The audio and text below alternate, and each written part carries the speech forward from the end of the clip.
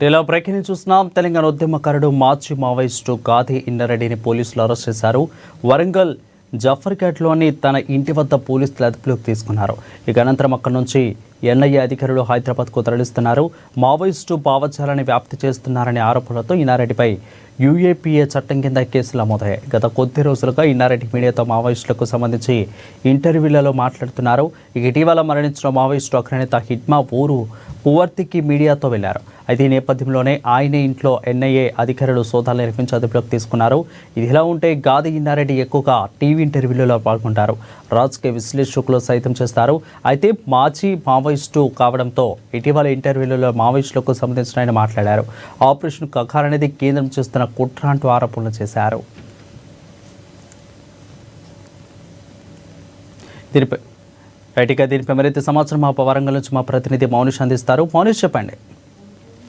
ఈశ్వరం, తెలంగాణ ఉద్యమకారుడు మాజీ మావోయిస్ట్ అయినటువంటి గాది ఇన్నయ్యని అయితే ఈ రోజు పోలీసులు అయితే తన నివాసంలో అరెస్ట్ చేయడం జరిగింది. అయితే వరంగల్ జిల్లా జఫర్గడ్డ మండలం సంబంధించి ఇన్నయ్య ఆశ్రమంలో అయితే పోలీసులు అదుపులోకి అయితే తీసుకోవడం జరిగింది. అయితే పోలీసులు అదుపులోకి తీసుకున్న క్రమంలో ఆశ్రమంలో ఉన్న చిన్నారులు అయితే అడ్డుపడడం జరిగింది.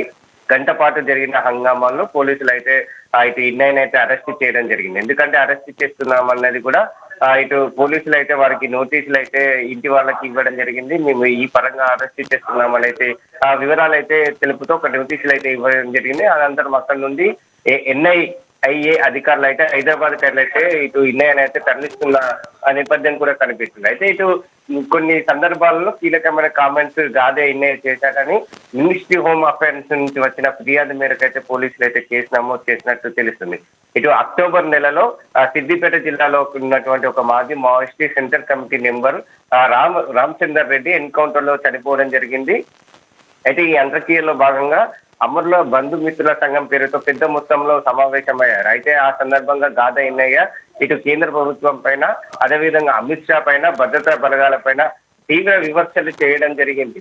ఎవరైతే చనిపోయిన రామచంద్ర రెడ్డి ఉన్నారో అతను మావోయిస్టు మరణం అనేది ఎన్కౌంటర్ కాదని హత్య అని, ఇతన్ని చిత్రహింసలు పెట్టి హత్య చేసి దాన్ని ఎన్కౌంటర్ గా చిత్రీకరించారంటూ పలు అనుమానాలు వ్యక్తం చేస్తూ తీవ్రంగా అయితే విమర్శించడం జరిగింది.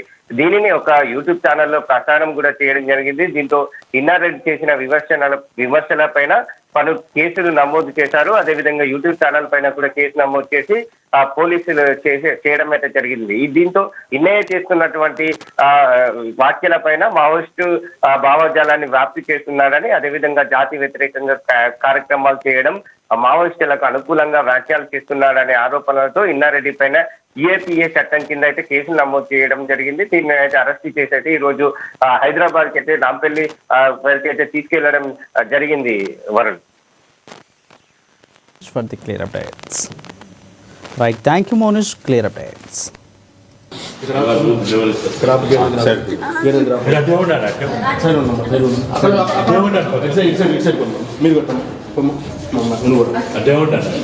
ఏముంటా సార్ ఎట్లా తీసుకోపోతారు కదా మరి